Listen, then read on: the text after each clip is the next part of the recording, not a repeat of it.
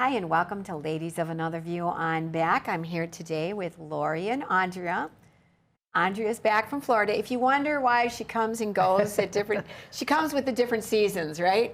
That's right. It's nice here now. Spring and summer are her Bismarck seasons. So Yep. yeah, welcome back. And today we're going to have three different guests, so you don't want to miss a bit of it. We're going to talk about uh, de-stressing, something we all need help with in just a minute. And later on in the show, we're going to talk about the 10 Commandments and why that's so controversial and what we can do to put it back into our lives. And then we're going to go to Grand Forks and get an update on what's going on with the whole Chinese-owned Fufeng plant. They're planning on getting into Grand Forks if they have their way. So anyways, first of all, I want to welcome to the show Gary Zimak. Welcome, Gary. Great to be back. Oh, it's great to have you back. And I was saying before the show, we almost need to have you on every week because you are an expert at de-stressing. You have a number of different books, and I have your latest book, Let Go of Fear. Yes. With the subtitle, Choosing to Trust Jesus in Life's Stormy Times. Life's Stormy Times. Gary, there's a lot of storms brewing around us. Why did you write this book? No doubt about it, Patty. This is a book I always wanted to write. I speak a lot about overcoming worry, and really when you look at it, all worry begins with fear. We worry because we are afraid of something. And I am no stranger to anxiety. I've struggled with it throughout my life. And honestly, Jesus has really helped me. When I started getting to know him, when I started to really surrender my life to him, really follow him for real, not just going to church on Sunday, he started to give me a great deal of peace, so much so that I want to share the message with as many people as I can. And this is a topic, this let go of your fear. This book was written because when I give talks, I always talk about the storm at sea as recorded in the gospel, actually two of them. This book is a detailed look at those storms because I want to help people to find hope in the middle of their personal storms. Well, you link fear with worry, Yeah, and it's a natural human condition, right? I mean, there are things we should fear, and that's then right. worry comes along. So, at what point in the process can we do anything about this? That's the really tricky thing about worry. Worry really kicks in. And I'm not a professional, I'm not a therapist, I'm not a psychologist. I have talked to a lot of them though, and just to make sure that I'm giving good advice. I'm a worrier. I am somebody who struggled with worry throughout my life. Worry kicks in, I believe, when you try to control something you can't control. I'm a control freak. I have to admit it. I'm a control freak. I like to control things that I can control, and I like to control things that I can't control. If I can control them, I fix them. But when I can't, then I have this tendency, this is where I have to watch out, to lapse into worry, which is really, Patty, a useless activity. It doesn't accomplish anything. It's not concern, which leads me to take some action. Worry is just playing the what if game in my head and trying to conceptualize what horrible outcome is going to occur in the future, but I've learned that if I turn to the Lord and ask for his help and really focus on what he's done in history, what he's done in my life as well, it really helps me and I begin to trust him more. And I think that's very important. I mean, that's a basis that I live upon with Christian values and stuff like that. Mm-hmm. I always, not to worry, let go, let God. So Mm-hmm. when you say you struggle with the worrying, I always think of it as I have to look at God's word, and that's where the answers are. And he will always steer me in that right direction. Maybe I can hear it, or it may be quiet. But how are you, because you say you struggle with that worry still to this day? Yeah, I've learned that it's a process, and I've learned to be Hmm. patient with myself. And that's why I want to let anybody know who is struggling with this. We're going to fall. I have a tendency to be anxious. I'm wired that way. Some people are not. But just like we talk about a gospel story that's very powerful, when Peter was called by Jesus to walk out on the water in the middle of the storm, he did it successfully.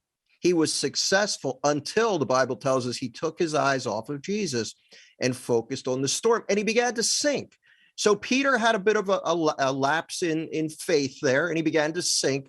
But then he reached out to Jesus and he said, one of my favorite 3-word prayers, Lord, save me.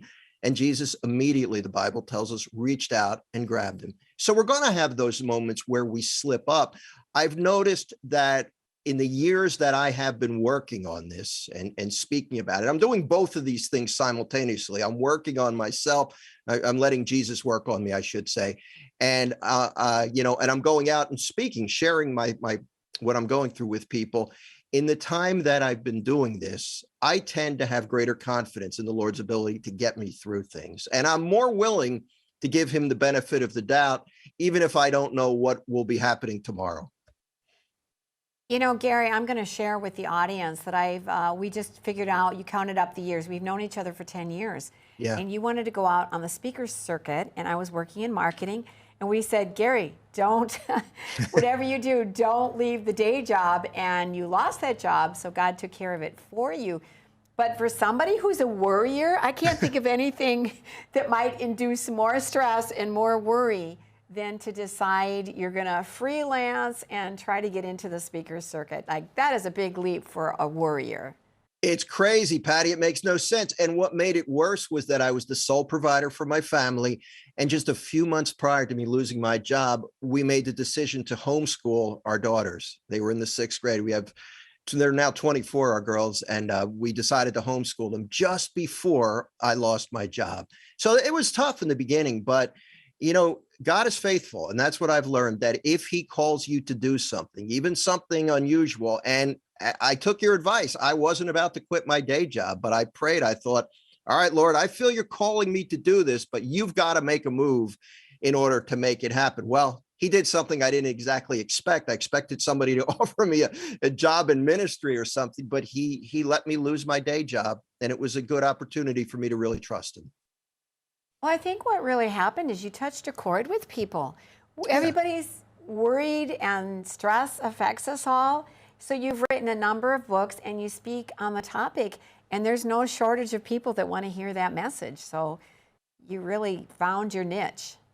That wasn't my original intent, but then I really feel the Lord was nudging me in that direction, because I've got a captive audience. These are people who want to escape from the horrible burden caused by anxiety. I mean, we know the statistics show there's so many physical problems that grow out of anxiety.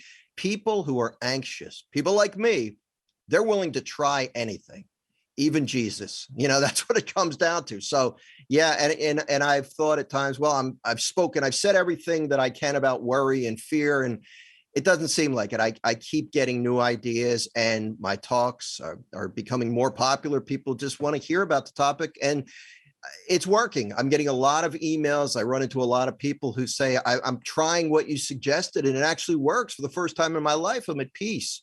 Welcome back to Ladies of Another View on Back. And I also want to welcome back our guest, Gary Zimak, who is an author on a lot of topics about letting go of your fear. His latest book, Let Go of Your Fear, Choosing to Trust Jesus in Life's Stormy Times. And nobody escapes the storms. They come and then they go. And I want to direct people to your website also if you want to know about Gary and see some of his other books. Defendingtruth.org, is that? No, followingtruth.com. I'm sorry. Correct. I was trying to go from memory, and I shouldn't do that. I've learned I don't do that either, Patty. There isn't enough of there, yeah. So followingthetruth.com to learn more about Gary. And we talked about that you're going to help us, give us some of the tools. But before we do that, are there certain personalities so that we can start to recognize where do we fall into this, whether our childhood, birth order, or our personality that tend to worry more than maybe other people? I think for sure, Patty. And it's interesting. When I look back at my childhood, I had a great childhood. I never really had any problems. My parents loved me. I knew they loved me.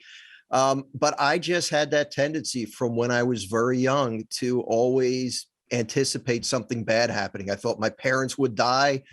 I thought I would die. I can't really look at any incident or any event in my childhood that I can cause to that I would look at as a cause for my tending to be anxious. I just believe that I'm wired that way. And I think some of us, we're just that way. We like to try to control.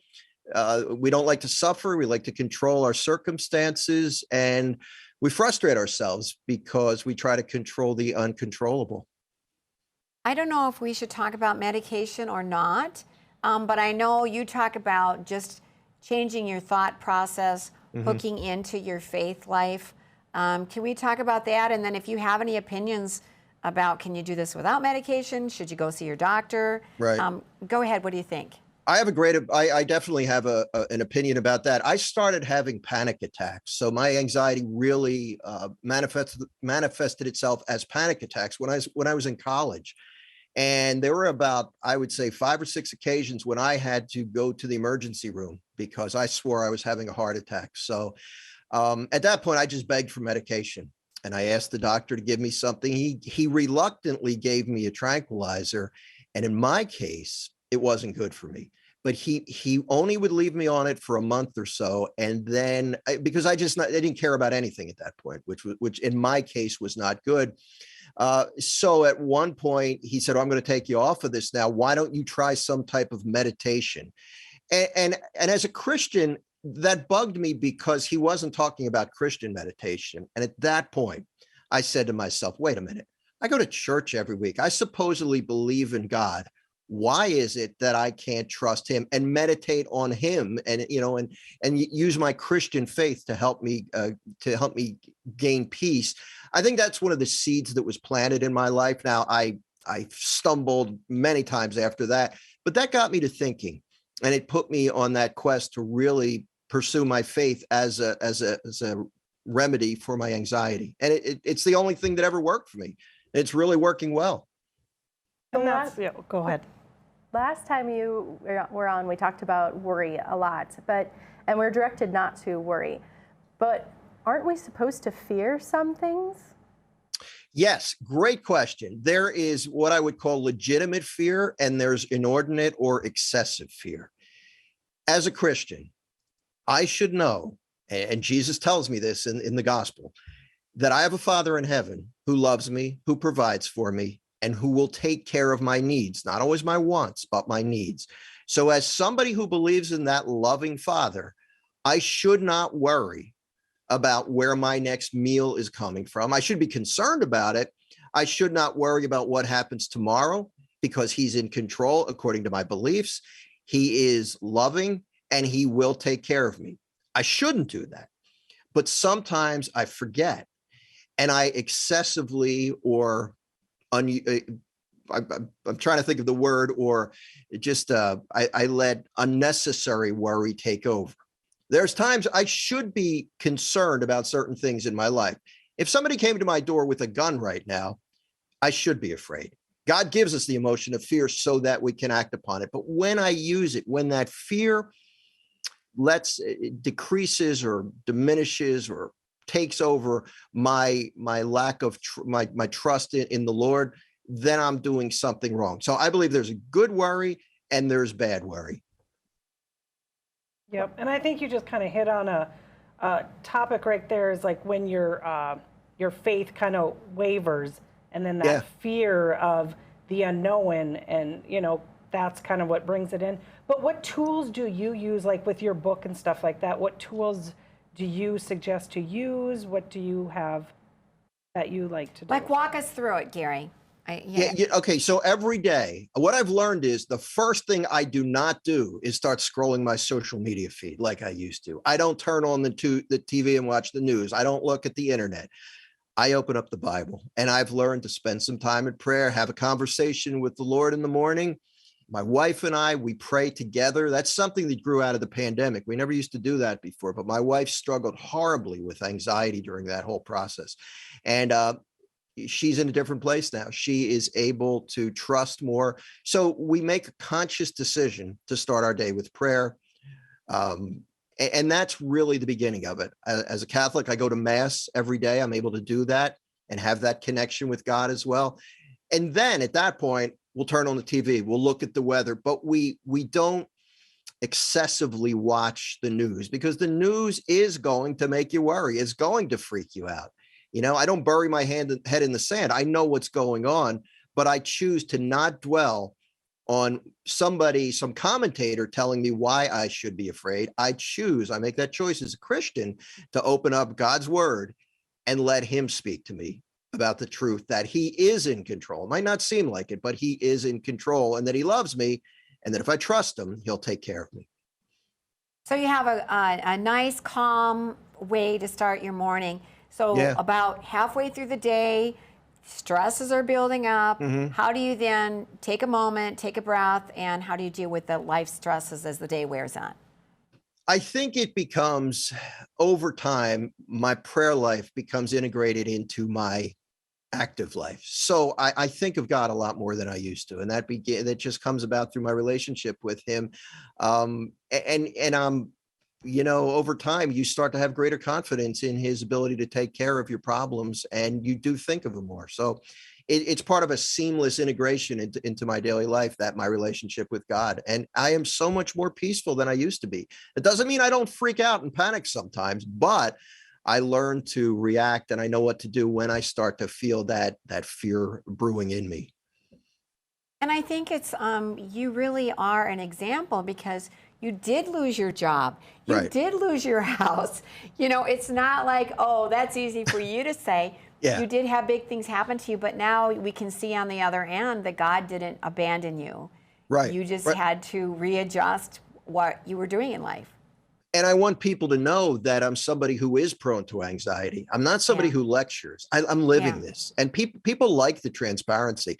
One time at one of my talks, somebody came up to me afterward, and this is pretty funny. He said, Gary, I came in here feeling pretty bad about myself, but when I hear all the things you think about and worry about, I feel good about myself. So however the Lord wants to use me, I'm fine with it.